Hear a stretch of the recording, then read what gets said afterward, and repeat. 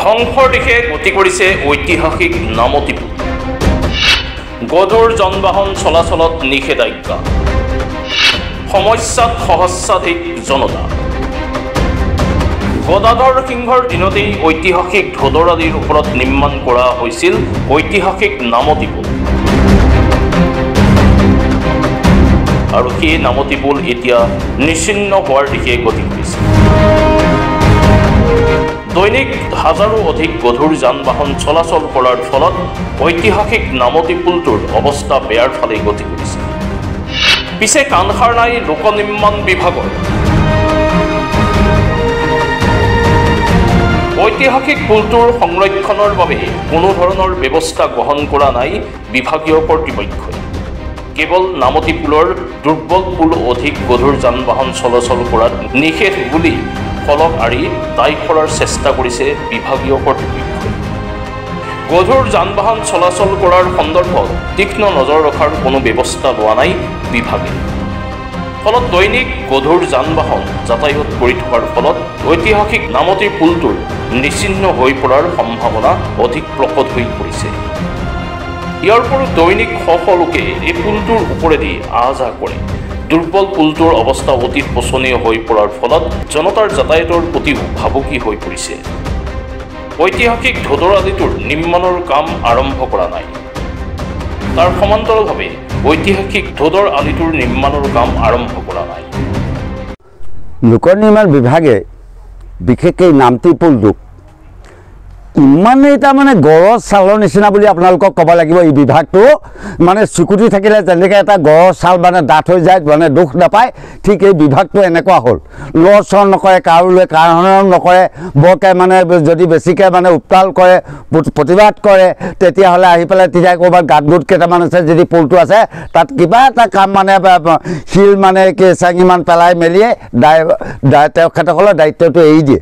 কিন্তু মই ভাবিছোঁ এই ধৰণে যদি কাম কৰে, কাৰণ এটা ঐতিহাসিক এটা সম্পদ, কাৰণ কোনো ব্ৰিটিছে বনোৱা নহয়, কোনো এতিয়া অসমৰ ভাৰতবৰ্ষৰ স্বাধীনতা হোৱাৰ পাছত বনোৱা নহয়, এইটো সেই আহোম গদাধৰ সিংহৰ দিনত। কাৰণ এটা বিভাগ যেতিয়া আছে, এটা পুৰাতত্ব এটা বিভাগ আছে, বিভাগৰো কাম নাই, লোক নিৰ্মাণ বিভাগৰো কাম নাই। সেই খাতিৰে মই ক'ব বিচাৰিছোঁ আপোনালোকৰ চেনেলৰ যোগেদি যে এই বিষয়টোক মুখ্যমন্ত্ৰীয়ে ল'ব লাগিব। কাৰণ মুখ্যমন্ত্ৰীয়ে যিকোনো কথা এটা যেতিয়া লয়, সেই কামটো দেখিছোঁ, যিমানেই যি নহওক আমি দেখিছোঁ। কাৰণ 10টাৰ ভিতৰত 2টা কাম হ'লেও লগালগেই হৈ যায়। যিকোনো কথা দিম বুলিলে দিয়ে, কৰিম বুলিলে কৰে। সেই প্ৰসংগত ক'ব মই বিচাৰিছোঁ, মই নিৰপেক্ষ এজন সচেতন নাগৰিক হিচাপে মুখ্যমন্ত্ৰীয়ে এই বিষয়টো ল'ব লাগিব, নামতি পুলটোৰ বিষয়ত। আৰু যদি নলয় তেতিয়াহ'লে কোনো কাৰণতে আৰু নামতি পুল ভৱিষ্যতৰ কাৰণে আমি হেৰুৱাই পেলাবলগীয়া হ'ব। স্বৰ্গদেউ গদাধৰ সিংহৰ দিনতে নিৰ্মাণ কৰা এই ধোদৰ আলি ওপৰত নামতি পুল বুলি এটা ৰজাদিনীয়া পুল আছে, সেই সময়তে হয়তো নিৰ্মাণ কৰা। এই পুলটোৱে গোটেই অঞ্চলটোৰ, নামতি অঞ্চলৰ বা শিৱসাগৰ অঞ্চলৰ এক ঐতিহ্য বহন কৰি আহিছে। কিছুদিনৰ আগৰ পৰা এই পুলটো কিছুমান ক্ষেত্ৰত ফাট মেলিলে আৰু একেবাৰে দুৰ্বল হৈ পৰিলে। তাৰ উপৰি যান বাহন চলাবলৈ বিপদজনকভাৱে চলাবলগীয়া অৱস্থা হৈছে। কিন্তু এই লোক নিৰ্মাণ বিভাগটোৱে কি কৰিছে, এই পুলটো পুনৰ নিৰ্মাণ কৰিবলৈ চেষ্টা কৰা নাই আৰু মাত্ৰ এখন ফলক, দুৰ্বল দলং, গাড়ী লাহে লাহে চলাব, এনেকৈ কৈ দায়িত্ব সামৰিছে। গতিকে আমি ভাবোঁ যে এই পুলটো, এই যিটো নামতি পুল, ৰজাদিনীয়া পুল, তাক যদি নিৰ্মাণ নকৰে ভৱিষ্যতলৈ, তাততো দুৰ্ঘটনাটো বাদেই এই ৰাইজৰ যিটো আমাৰ ঐতিহ্য, এই ঐতিহ্য আমাৰ ক্ষুণ্ণ হোৱাৰ আশংকা দেখাই দিছে। গতিকে অতি সোনকালে লোক নিৰ্মাণ বিভাগে এই নামতি পুলটো নিৰ্মাণ কৰা ৰাইজে দাবী জনাইছে।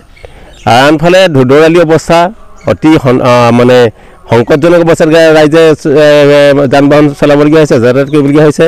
কিছুদিনৰ আজি 3 বছৰ আগতে এই ৰাস্তাটো একাংশ দৈনিক হাজাৰ যিহেতু মানে বিভিন্ন ধৰণৰ গাড়ী মটৰ চলে, এই ধোদৰ আলিটো আজি দৈনিক হাজাৰ গাড়ী মটৰ চলে। ল'ৰা ছোৱালী কলেজৰ শিক্ষা গ্ৰহণৰ ক্ষেত্ৰত যায়। ইয়াত আজি কিছুদিনত 3 বছৰ আগতে এজন ঠিকাদাৰে ৰাস্তাটো নিৰ্মাণ কৰিবলৈ লৈ কৰিবলৈ লৈ তাৰ যিবিলাক কালভাৰ্টবিলাক ভাঙি পেলাইছে, কাষে কাষে মাটি খান্দি তাকে এতিয়া এই ৰাস্তাটো জমৰ ভুগিবলগীয়া হৈছে পিছত। ইফালে নামটি পুলত আপোনাৰ এই ONGC বা অইলৰ একদম বহুত হেভি গাড়ী ইয়াৰ ওপৰত চলাচল কৰে, গতিকে কিন্তু পুলটো নিৰ্মাণৰ ব্যৱস্থা কৰা নাই। কোনোবা দিনাই হয়তো ভাগি পৰিব, তেতিয়া যাতায়াতটো। গতিকে আমি ভাবোঁ যে লোক নিৰ্মাণ বিভাগটোৱে এই ক্ষেত্ৰত অলপ গুৰুত্ব দিব আৰু ৰাইজৰ কাৰণে ৰাইজৰ যাতায়াতৰ ক্ষেত্ৰত নিশ্চয় ব্যৱস্থা। News Export, Masmi News.